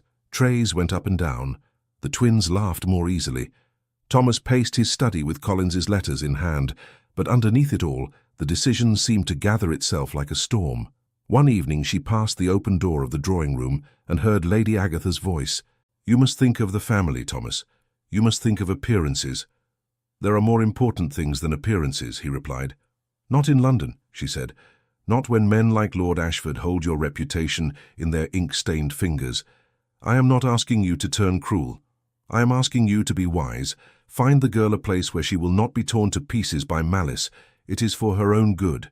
Emily hurried away before she could hear more. That night, alone in her small room, she took out her one suitcase and set it on the bed. It was scuffed at the corners, a relic from the place she had served before coming to Weatherford. She opened it and stared at the neat stack of folded linen inside. "I will not cry," she told herself. "I chose this, I wrote the letter. I knew there would be a cost." She placed her spare dress inside, then her shawl, then the little book of hymns her mother had given her before she died. Her hands shook only once, when she picked up the small cotton handkerchief Grace had unthinkingly stuffed into her apron pocket 2 weeks earlier. She had washed it and kept it, meaning to return it, and always forgetting. She pressed it briefly to her cheek, then laid it atop the folded clothes. A soft knock sounded at her door. She froze. Mrs. Harding, perhaps, come to tell her the arrangements were settled. Or another maid, eager for gossip. Her heart gave a strange, painful leap. She wiped her eyes with her sleeve, smoothed her hair, and crossed the narrow space. For a moment her hand rested on the latch, steadying itself. Then she drew a breath, turned it, and opened the door. Thomas stood in the doorway. He had no coat on, only his shirt sleeves and waistcoat, as if he had left his study in some haste. For a moment they simply looked at one another, both surprised, both searching the other's face for a clue. "Your Grace," Emily said quickly, stepping back. "Forgive me, you thought it might be Mrs. Harding," he finished quietly, "or Lady Agatha, someone come to tell you your fate." She lowered her eyes. "I did not presume to think your Grace would visit the servants' floor." "I do so too rarely," he said. "May I come in?" She startled at the question. "Of course, your Grace." He stepped inside and closed the door behind him. The little room seemed to shrink around them. His gaze went at once to the open suitcase on the bed, the folded dress, the neatly placed shawl. "So," he said, "it is true." Emily clasped her hands to keep from grabbing the case and shoving it out of sight. "Mrs. Harding spoke to me," she said. "She explained that my presence causes difficulty. I do not blame her, I understand." "What do you understand?" he asked. "That people talk," she said. "That Lady Agatha is worried for the family's name. That some think I have had undue influence in your decisions. That as long as I remain here, the gossip will not cease. It is better if I remove the cause of it." "This is how they described you?" he asked. "As a cause to be removed?" "They did not say it so plainly," she replied, trying to smile, "but that is the sense." He took a step closer, then stopped, as if remembering where he was. "And you were packing to go?" he asked. "Yes, Your Grace," she said. "Mrs. Harding believes she may find me a place in Bath. It is a respectable house, she says. I will be grateful for any recommendation she gives." "And you would simply go," he said, "without a word to me." "What word could I offer?" she asked quietly. "It is not my place to argue my value to this house. You have burdens enough without listening to the begging of a maid. I wrote you once. That was already too bold. I will not trouble you again." He looked at the suitcase, then at her face. "You trouble me by leaving," he said. She blinked. "Your Grace, do you believe," he asked slowly, "that I am so weak a man I must be protected from the very person who saved my children?" "That is not it," she said quickly. "They fear for you, not of you. They think if I stay, the tales will grow worse. They say people already believe that I hold some special place in your thoughts." "Do you?" he asked before he could stop himself. She flushed. "Your Grace, I would never presume." "I do not ask what you presume," he interrupted gently. "I ask what is true for you." She stared at him, mouth slightly parted, words tangled. "I care for the children," she managed, "more than is wise. I am fond of Nurse, and even of Mrs. Harding's scoldings. I respect you, Your Grace. I am grateful you believed my letter. Beyond that, my thoughts are my own. And if your thoughts did concern me more than is proper," he asked, "would you tell me?" She shook her head at once. "No, that would be the worst impropriety of all." He took a breath, as if steadying himself. "Miss Carter, Emily, what you did in that nursery, and before it, was an act of courage few in this house would have dared. You risked your livelihood to protect my children. That is not something I forget." "I did not do it to be remembered," she said. "I did it because I could not sleep at night if I did not." "Just so," he said. "And now they reward you by sending you away." "It may be a kindness," she said, though the word tasted bitter. "Perhaps in Bath no one will know my name. I can be only a maid again." "And Oliver? And Grace?" he asked. "Will they simply forget the maid who taught them to trust again? Shall I explain to them that Miss Carter was removed for the sake of appearances?" "You need say nothing," she replied. "Children forget quickly. New routines, new faces, they will adapt. You believe that? He asked. She hesitated. I hope it for their sake. If they cling to what is lost, it only hurts them. He studied her for a long moment. Emily, he said, do you wish to go? She opened her mouth, closed it, then forced herself to answer honestly. No, Your Grace, she whispered, I do not. He exhaled as if some knot inside him had loosened. Then you shall not, he said. She looked up sharply. It is not so simple. Lady Agatha, is my aunt not my sovereign, he said. Mrs. Harding is my employee, not my commander. This house bears my name. The decision is mine. They speak of scandal, she said, of your reputation. If I stay, they will go on saying you dismissed Lady Margaret for my sake. They are wrong, he said. I dismissed Lady Margaret for my children's sake. If the truth is too dull for them, let them invent prettier lies. I will not build my household on those lies. She swallowed. You do not fear what they say about me? I fear, he said slowly, that their words will wound you. I do not fear their judgment of me. That is very noble, Your Grace, she said. But noble thoughts do not mend accounts or open doors in town. No, he agreed, they do not. But neither does cowardice mend a man's soul. He moved to the single chair beneath the small window and sat, as if trying to seem less imposing. Come, he said quietly. Sit. We must speak plainly, you and I. She obeyed, perching again on the edge of the bed, her hands twisting in her lap. I have spent weeks, he began, trying to balance ledgers that do not wish to be balanced. Lord Ashford has chosen to weaponize our broken engagement.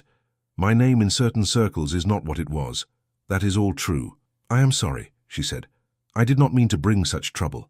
I only meant to— You meant to feed hungry children and bring them into the light, he said. If trouble follows that, the fault is not yours. She lowered her eyes. Still, I am the easiest thing to move. Send me away and at least one piece of the gossip dies. Does it? He asked. If I send you away, they will say it is an admission of guilt. They will say I kept you until I had no further use for you. They will not think of your feelings. They will only twist the story to amuse themselves. Perhaps, she admitted, but you would be less exposed. That matters more. It does not, he said simply. Not to me. The room was quiet for a moment. He leaned forward, elbows on his knees. When I hid in that closet, he said, I expected to find either that the letter was false or that Margaret's temper was merely sharper than I had noticed. I did not expect to see a maid lay her hand on a lady's arm and risk everything to stop cruel words from falling on small heads. Emily flushed. I should not have touched her, she said. It was wrong. It was necessary, he replied. You did what I did not. You were present, you acted. I was hiding in the dark, waiting. You were listening, she said. That matters. Not as much as what you did, he said. He fell silent again, searching for words. She watched him, uneasy. Why have you come, Your Grace? She asked at last. Truly, because I heard from Mrs. Harding that Lady Agatha intends to solve this situation by sending you away, he said. Because I could not allow you to pack your life into that little case without at least hearing from your own lips whether you wished to go. Because— He stopped. Because what? She asked, barely above a whisper. He lifted his gaze to hers. Because when I imagined this house without you in it, he said, it felt empty in a way I cannot accept. Her breath caught. Your Grace, you must not say such things. Why not? He asked gently. Because I am your servant, she said. Because people already say I have turned your head. Because it is dangerous. Dangerous to whom? He asked. To you? To me? To the version of me that sits comfortably in London clubs while my heart withers here? You have responsibilities, she said, clinging to the argument. To your tenants, to your name, to your position in Parliament. You must think of alliances, of wealth, of what your children will inherit. A man like you does not, cannot, tie himself to someone like me. He regarded her steadily. A man like me married a shy girl with no fortune 12 years ago because he loved her. The world muttered then as well. My father was furious. Yet that marriage gave me 3 years of happiness and 2 children. Do you suggest I regret it? She blinked. I did not know. People speak only of your late Duchess with reverence, as if she had always belonged here. She belonged because I brought her here and refused to be moved, he said. The world adjusted. It always does eventually when it meets a will firm enough. Emily shook her head. This is different. You have already angered Lord Ashford. You need a wife who will mend that, who brings money, influence, a name, not a maid who owns 2 dresses and a hymn book. I need, he said, a wife who will stand in front of my children when harm approaches, who will speak truth, even when it costs her dearly, who will look me in the eye and refuse to flatter my weaknesses. Tell me, Emily, where shall I find such a woman if not here? She swallowed hard. You must not say that to me. It is not kind. It is the only kindness I know, he said. Her hands twisted tighter. Even if you cared for me in that way, which I do not ask you to, what of the world? They will tear you to pieces. They will say you have lost your senses. They will mock your children. They will call me names I do not care to repeat. How can I allow that? How can you prevent it? He asked gently. By removing yourself? By letting them drive you from the one place where your goodness has borne fruit? No, that is not justice. Life is not just, she said. You know that, Your Grace. You lost your wife. Good men lose their farms to bad harvests. Children go hungry even when their fathers work. Justice is not part of the bargain. Perhaps not, he said, but I can decide whether I lend my hand to injustice. Sending you away because others lie about you would be exactly that. You're not responsible for me, she said.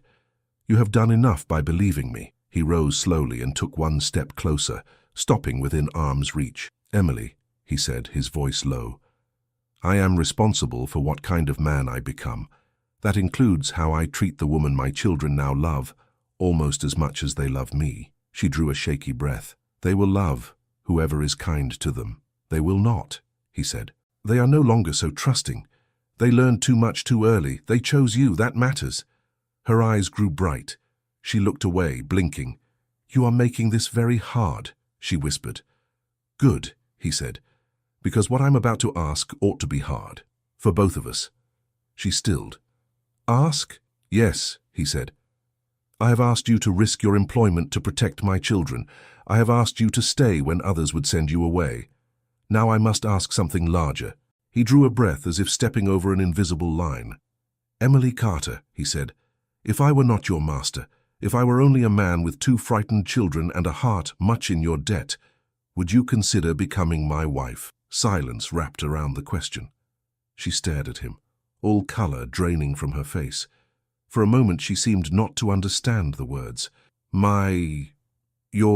She broke off, shook her head as if to scatter the thought. You cannot mean that. I do, he said, with all the seriousness of which I am capable. You barely know me, she protested. You know how I scrub stairs and soothe crying children. You know I write letters more plainly than most ladies. You do not know my temper, my faults, my foolishness. You cannot offer me such a thing. I know enough, he said. I know your temper is strong where it matters and quiet where it should be. I know your faults, if any, have not prevented you from doing what countless others would not. As for foolishness, if you possess it, it is likely no worse than my own. It is madness, she said. Perhaps, he said, but it is honest madness. I would rather be mad in truth than sane in pretense. What of your aunt? She asked weakly. What of Mrs. Harding? What of the ton? They will object, he said. They will mutter. Then they will adapt. Or they will stay away. I can live without half the invitations that currently fill my desk. I cannot live, or do not wish to, in a house from which your presence has been banished. She pressed a hand to her forehead. You put too much weight on me. I am no duchess. I do not know how to manage a great house. I will make mistakes. People will laugh. Then we will learn together, he said. You already manage the only part of this house that matters most to me, the nursery. The rest is carpets and menus. She gave a choked laugh, half sob. I think Mrs. Harding would disagree with that. She will adjust, he said, a faint smile touching his mouth. She likes order. Give her a few months and she will be criticizing your table arrangements instead of your origins. That is progress of a kind. You speak as if it is all so easy, she said.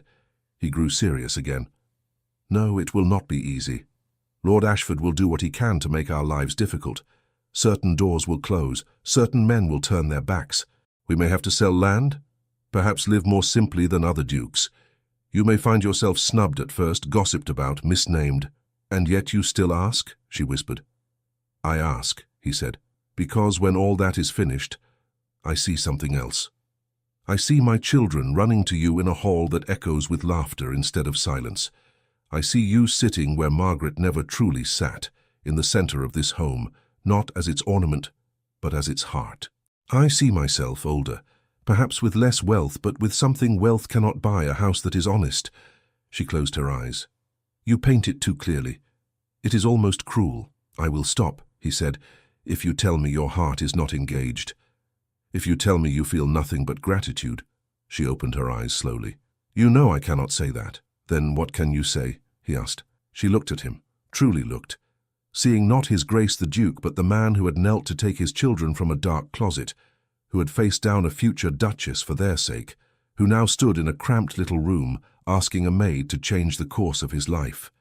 I can say, she began, voice trembling, that when I first came here, I pitied the children and respected you from a distance. I never imagined you as anything but my master. Then I saw your grief, when you thought no one watched. I saw how gentle you were with Oliver and Grace when you had time to be. I saw how quickly you believed me, when you might have dismissed me. I tried not to feel anything beyond respect and duty, but she hesitated, then forced the words out. But I find that when you enter a room, I know it before I hear your voice. When you look tired, I wish there was something I could do to ease it.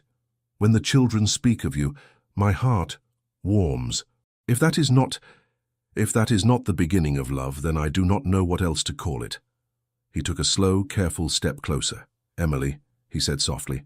She lifted a hand, stopping him at arm's length. But knowing that, she went on, does not answer the other questions. You are a duke. I am the daughter of a village schoolmaster with no dowry, no connections, no training for the life you speak of.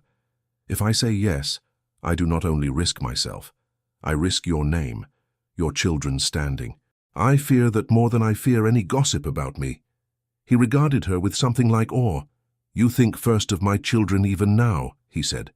How could I choose any other woman? She shook her head. You twist my words to suit your heart. I listen to them, he said. That is all. He drew a breath, then let it out slowly. Emily Carter, he said again, more quietly. I ask you not as a duke who has weighed advantages, but as a man who has lived 3 years in a house half alive. Will you marry me? Will you be mother to Oliver and Grace and partner to whatever future remains to Weatherford? Rich or poor? Tears spilled over at last. You must give me time, she whispered. A little time. I do not doubt my heart. I doubt the world. I will give you as much time as you need, he said. But know this. Whatever the world does, my resolve will not change. I will not marry for convenience again.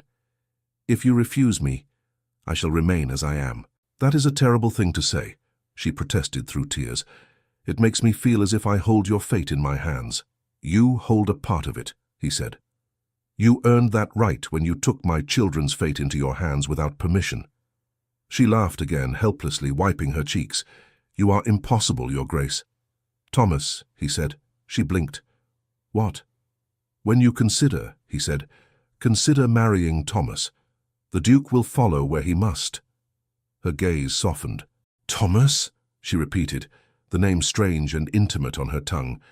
They stood like that for a long moment, the suitcase open between them, the candle burning low on the small table. At last, she drew a breath. Very well, she said.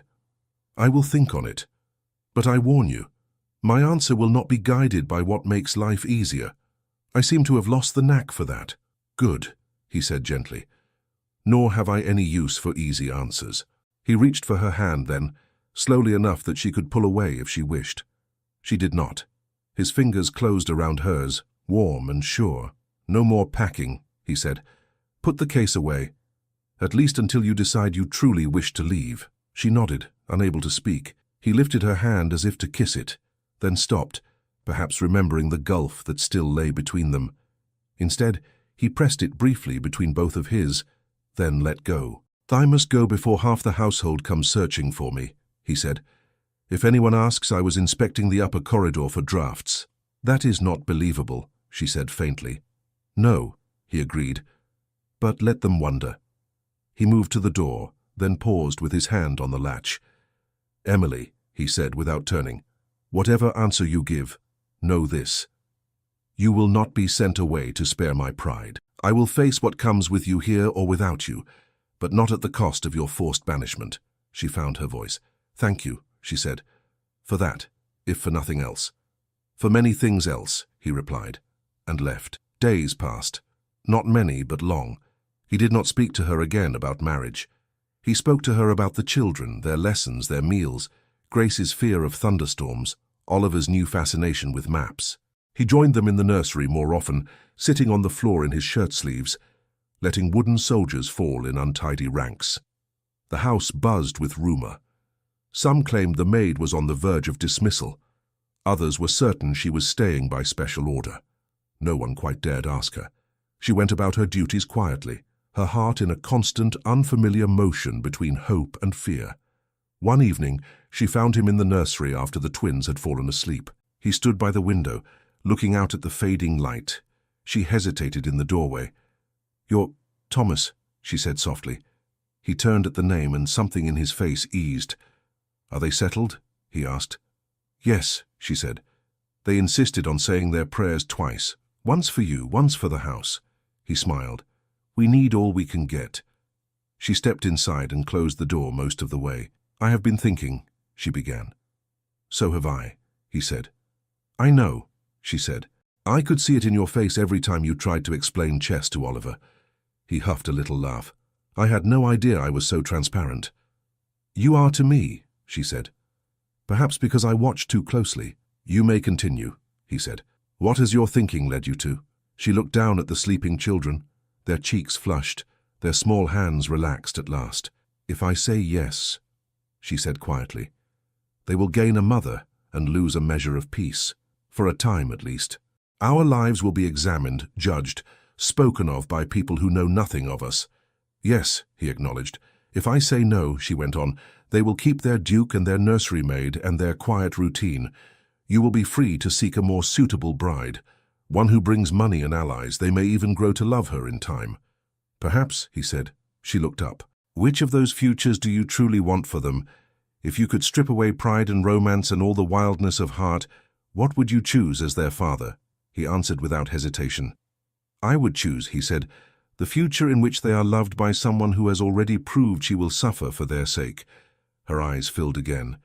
"You make it very difficult to be cautious." "Good," he said simply.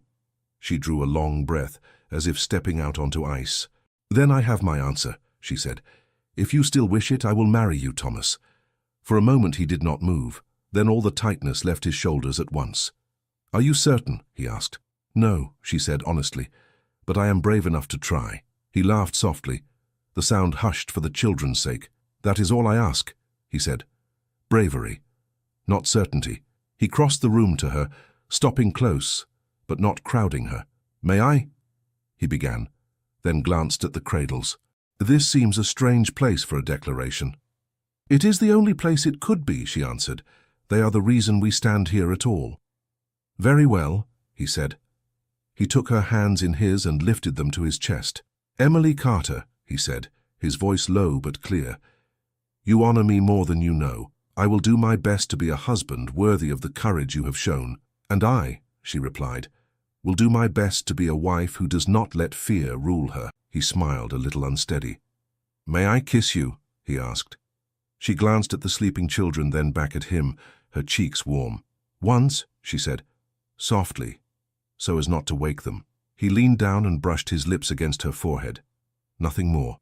It was a brief, reverent touch, but it seemed to settle something deep inside them both. When he drew back, his eyes were bright. "We will speak to my aunt tomorrow," he said, "and to Mrs. Harding. There will be protests. I will answer them. You need not. I will stand beside you," she said. "Even if I say nothing." "That will be enough," he replied. They stood together for a little while longer, watching Oliver and Grace sleep, two small forms breathing steadily in the soft light.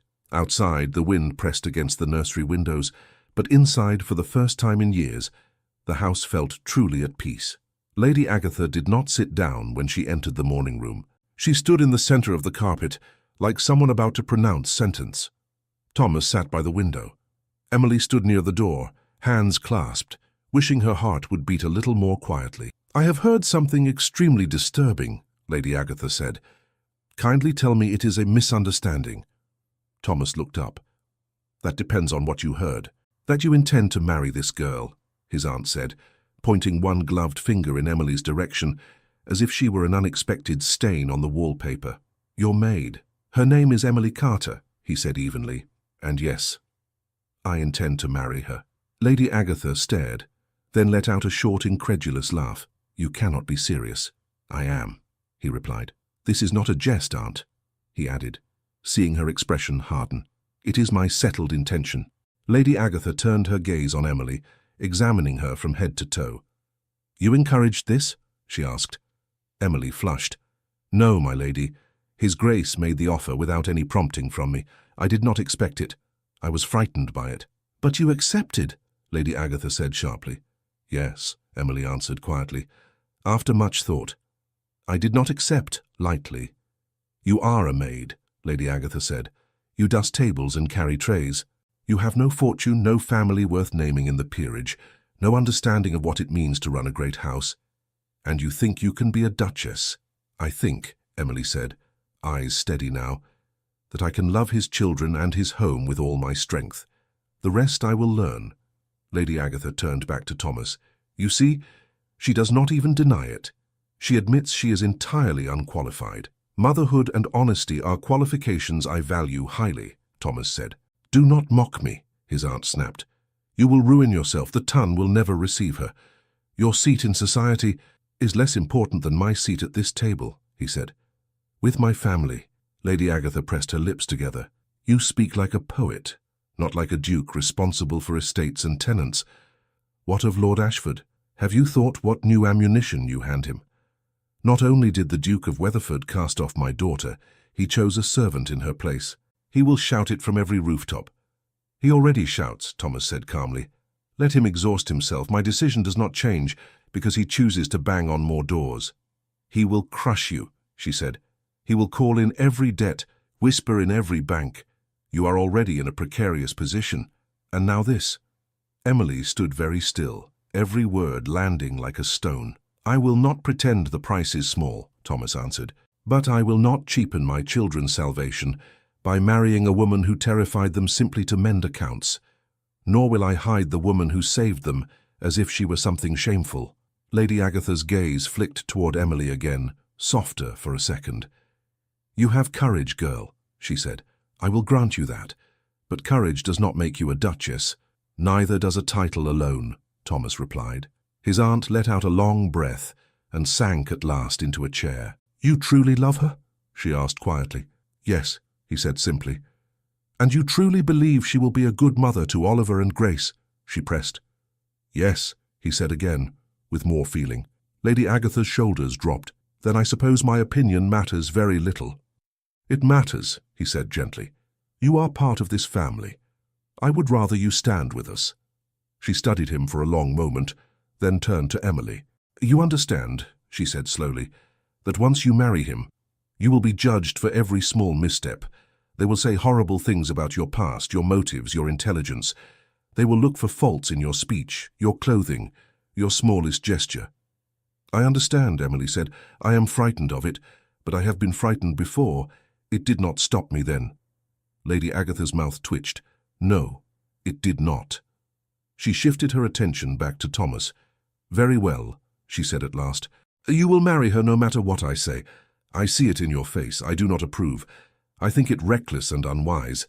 But I also remember your mother, and how she walked into this house with nothing but a modest dowry and made it warmer by sheer force of kindness."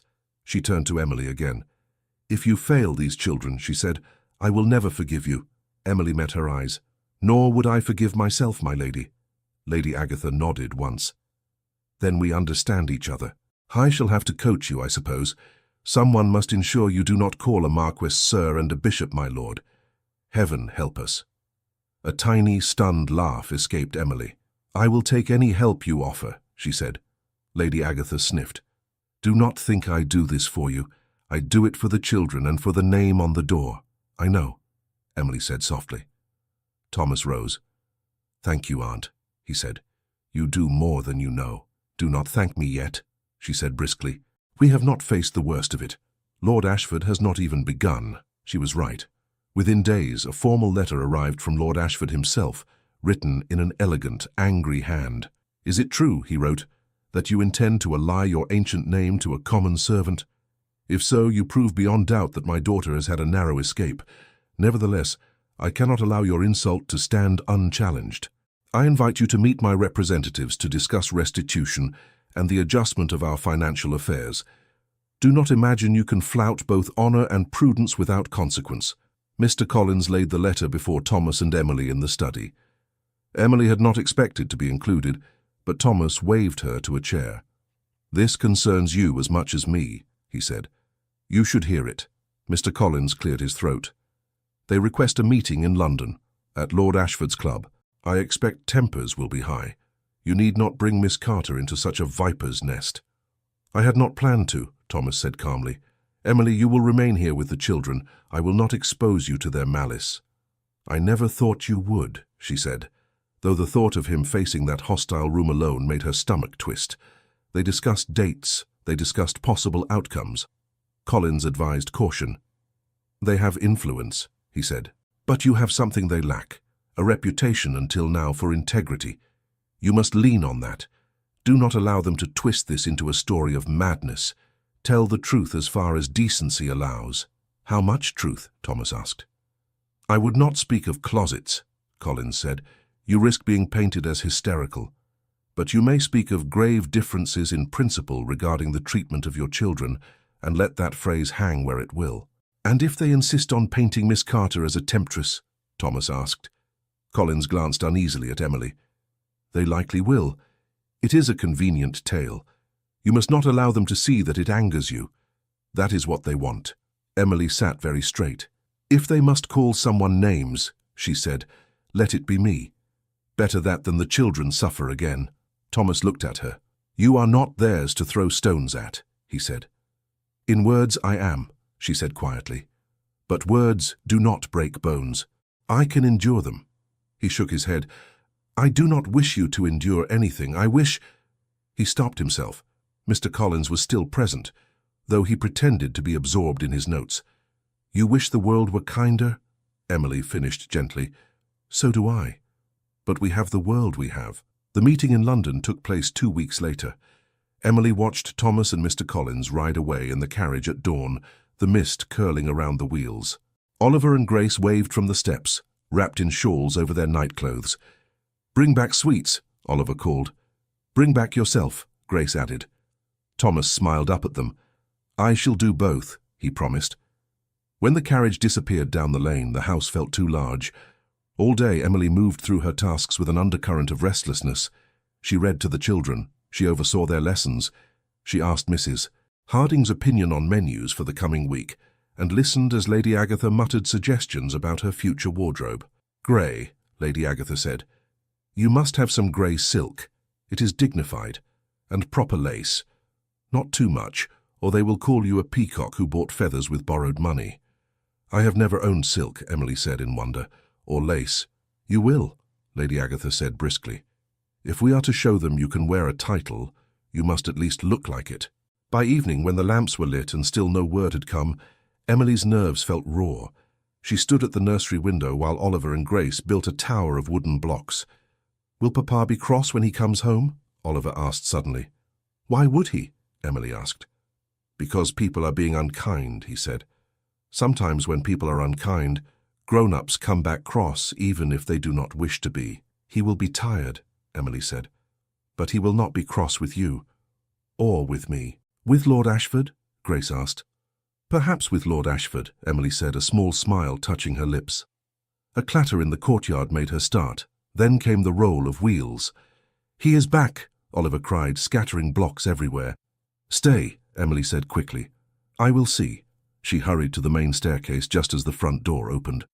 Mr. Price admitted Thomas and Mr. Collins, both coated with road dust, both looking as if the day had weighed heavily on them. Emily's heart leaped into her throat. She stopped halfway down the stairs.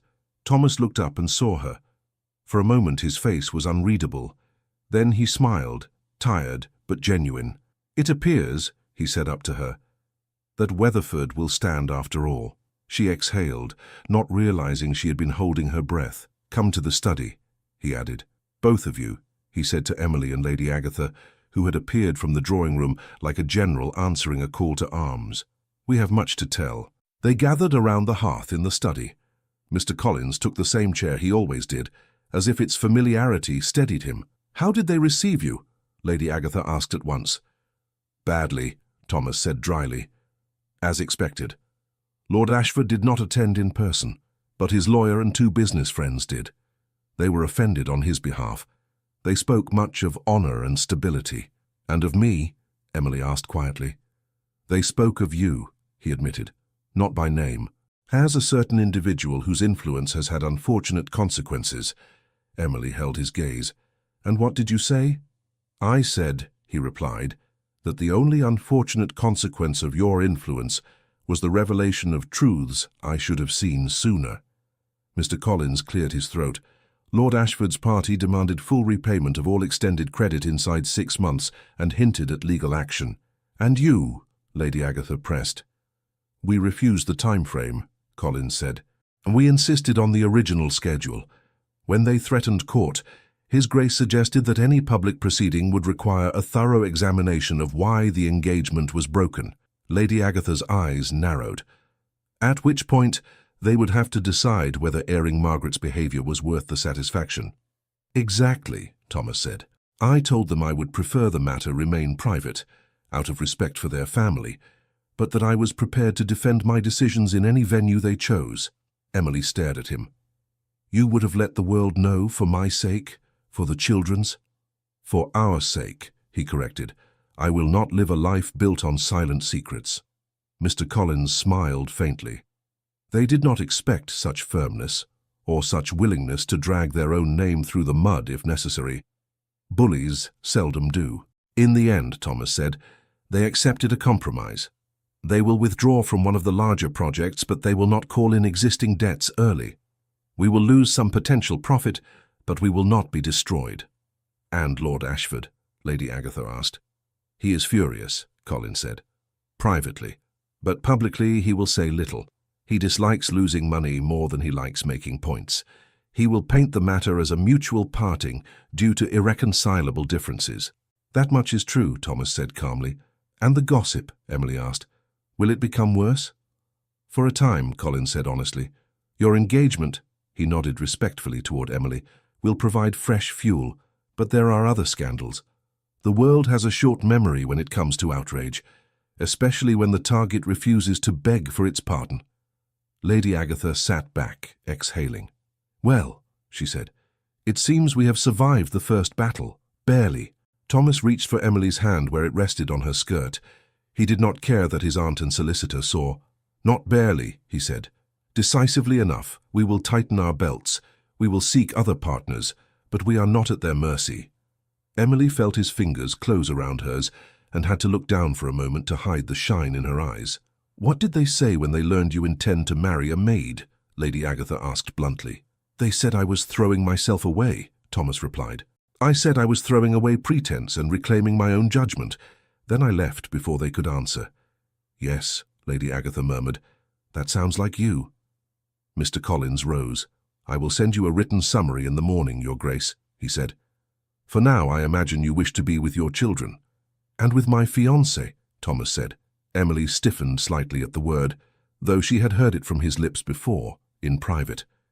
To hear it in front of others made it real in a new way. Yes, she said softly.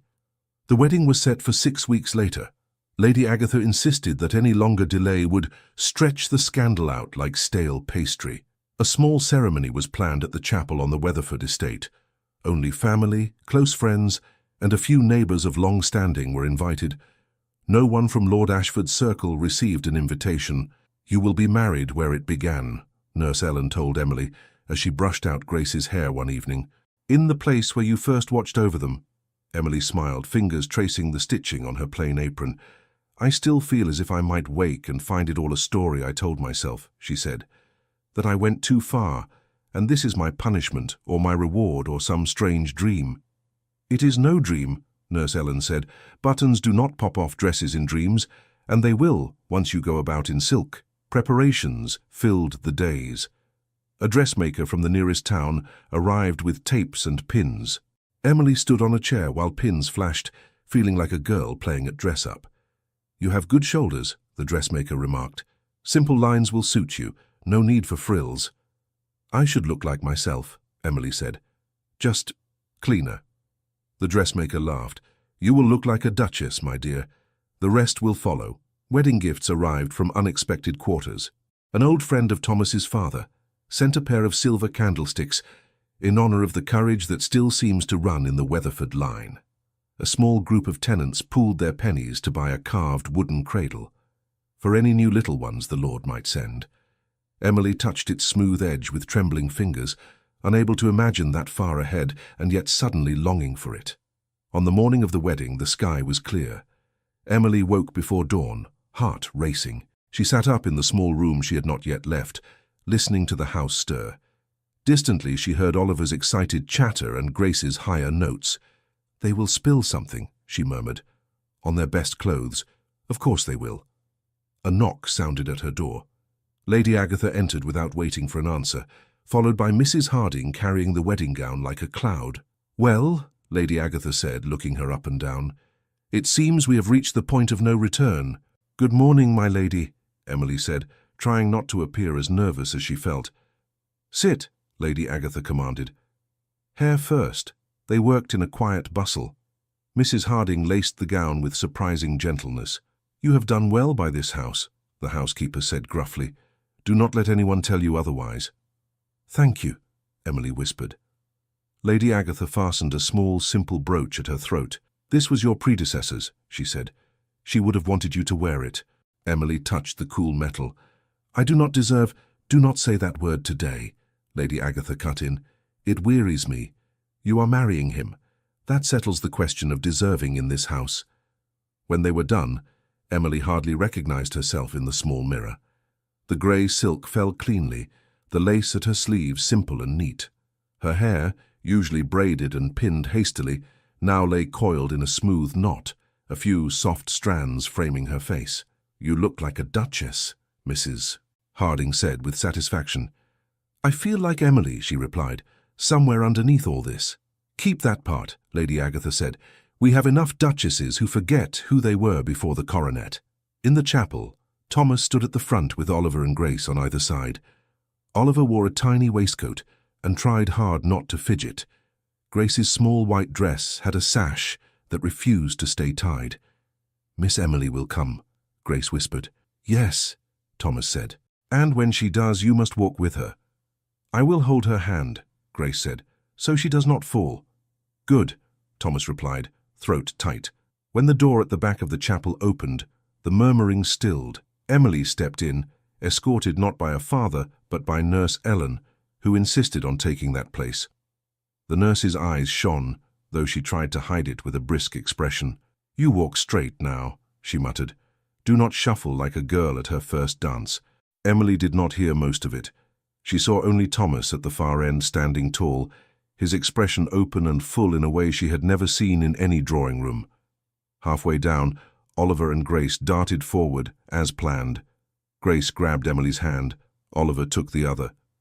"We came," Grace announced, as if Emily might have doubted it. "I see that," Emily whispered, laughing softly. "Thank you." Together, they walked the last steps. The ceremony was simple. The vicar spoke of vows, of love that protects, of houses built on rock rather than sand. Thomas answered clearly when asked if he would take Emily as his wife. Emily's voice trembled only once when asked the same. "With all that I am," she said, steadying. "I do." When they signed the register, she saw her new name written beside his, Emily Hargreaves, Duchess of Weatherford. The letters did not look like hers yet. They would. Outside, the small group of guests gathered on the steps. "You have made a bold choice, my boy," said Lord Pierce, Thomas's father's old friend. "I like it. The world needs more boldness that serves something other than vanity." "Thank you," Thomas said. He felt Emily's hand in the crook of his arm, light and sure. "At least she will not marry you for your money," Lord Pierce added with a chuckle. "You have less of it than you did." Emily flushed. "My lord, I assure you. Hush, child, he said. It was a compliment. You will keep him honest. I can see it. Oliver and Grace danced around them, scattering petals. May we call her Mama now? Oliver asked, stopping abruptly. The adults fell silent. Thomas looked at Emily. The question belonged to her. She knelt so she was eye level with the twins. If you wish to, she said softly. I would be honored. But you may call me what feels right for you. Grace studied her face with serious eyes. Mama Emily, she decided, pronouncing each syllable carefully. Oliver nodded. Yes. Mama Emily. Emily's throat closed. She gathered them both into her arms. I will do my best, she whispered into their hair. I promise. That night, after the modest feast and the gentle teasing and the toasts, Weatherford Hall felt different. Not grander, not richer, but more awake. In the drawing room, after the servants had withdrawn, Thomas and Emily sat together on a small sofa, the fire burning low. I am tired, Emily admitted. My cheeks hurt from smiling. Your smile has done more to repair this house than 100 investors, he said. She laughed, leaning her head briefly against his shoulder. Do not say that where Mr. Collins can hear. He will try to put it in a ledger. He already mutters about intangibles, Thomas said. Let him. I have numbers enough in my life. This is something else.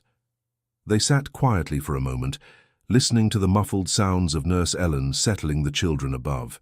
Are you happy? He asked at last, voice low. She considered the question honestly. Yes, she said. Frightened, uncertain, overwhelmed. But beneath all that, yes, very much. He turned slightly toward her. May I kiss my wife properly now? He asked. She smiled, heart beating fast. I believe that is permitted.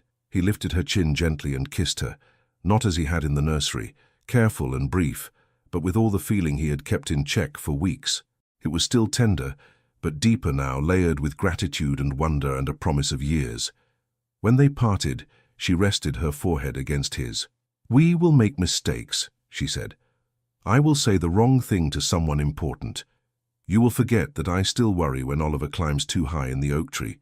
I will hold the ladder, he said. You will call him down.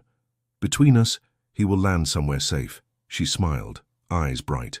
That is all I ask. In the months that followed, the world did exactly as Lady Agatha had predicted. Some doors closed.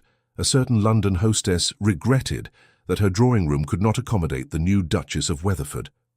A gossip sheet printed a caricature of the Duke who married his own maid, giving Emily a basket and an absurd cap. She read it once, hand trembling, then tossed it into the fire. Does it hurt? Thomas asked. Yes, she said frankly, but not as much as I thought it would. I know what is true. And what is that? He asked. That I am no one's secret, she said. You did not hide me. You walked beside me into the chapel. You let them draw their little pictures, and you did not flinch. I can bear a great deal under that kind of light. He kissed her hair. You do not have to bear it alone, he said. Every unkind word about you touches me first. Then let us both be toughened by it, she answered. Other doors, surprisingly, opened. A vicar's wife from a neighbouring parish paid a visit, bringing a pie and a shy smile. I wanted to say, she told Emily privately, that I was a governess before I married. The ladies whispered about me too. It does not last, if you live in such a way that gossip grows bored. And the children, oh, the children always know the truth. Emily held on to those words. She threw herself into learning what she needed to know as Duchess. Lady Agatha drilled her on precedence. Mrs. Harding instructed her in household accounts. She visited tenants with Thomas, listening as much as she spoke. She made mistakes, apologized when needed, laughed at herself when possible. With Oliver and Grace, she moved from maid to mother, as if no boundary had ever existed. She kissed scraped knees. She scolded gently over muddy boots. She sat between their beds at night when storms rattled the windows, telling stories until their breathing slowed. Sometimes, very late, when the house was quiet and Thomas had fallen asleep beside her, she lay awake and marveled. I was almost sent away, she would think. I almost packed that suitcase and left. Instead, she remained, and the house that had once felt cold now held warmth in its corners. One spring afternoon, nearly a year after the wedding, Emily stood on the terrace watching Oliver and Grace race across the lawn. Thomas joined her, slipping an arm around her waist. "They are growing," she said. "Grace's dress is nearly too short. We will have to let down the hem," he said, "or ask my aunt to find yet another way to instruct you on the correct stitch for such alterations." Emily laughed. "She tries not to show it, but I think she is proud of us." "I know she is," he said. "I overheard her tell Lord Pierce last week, 'My nephew may be a fool, but he chose a very sensible fool to marry. She will keep him from complete disaster.'" "That is high praise indeed," Emily said, eyes shining. They watched the children a while longer. The wind carried their laughter up to the terrace. "Do you ever regret it?" she asked suddenly. "Regret what?" he said. "Breaking with Margaret, selling that parcel of land, marrying you, refusing to bow to Lord Ashford. There are many candidates." "Any of it," she said. "The hard path instead of the easy," he considered. "Sometimes," he said slowly, "when I see the old ledgers and remember how much simpler it might have been to sign one more contract, attend one more dull dinner, and never ask what lay behind closed nursery doors, I feel a pang, not of regret for the choice, but for the illusion of safety I surrendered. And then," she prompted, "and then I come home," he said. "I walk into a house that is no longer hollow. I hear my children shout Papa and Mama Emily from the stairs. I find my wife in the nursery, hair coming loose while she crawls on the floor playing some ridiculous game. And I know that whatever we lost, we gained more." She leaned into him, content. "I cannot promise the future will be easy," he said, "but I can promise this. Whatever comes, loss, gain, scandal, quiet, we will face it together." She nodded, eyes on the children. "That is all I ever wanted," she said. "Not comfort, not a title, just together." Oliver turned then, spotting them. "Mama Emily," he shouted, "Papa, come race with us." Grace waved both arms in wild invitation. Emily laughed, the sound bright and clear. "Shall we?" Thomas asked. "We shall," she said, lifting her skirts just enough to run. "Thank you so much for listening to this story all the way to the end. We hope it moved you as much as it moved us while telling it. We'd love to hear your thoughts. Leave us a comment telling us where you're listening from and what you liked the most. Rate this story from 0 to 10. What score would you give it? If you enjoyed this story, don't forget to subscribe to the channel and leave a like as a show of support. That really motivates us to keep creating and sharing more stories full of emotion and life lessons. And before we go, we want to remind you that an exciting and heartwarming story recommendation will appear on the final screen. If you'd like to enjoy it, just click on the video. Thank you once again for being here, and we'll see you in the next story.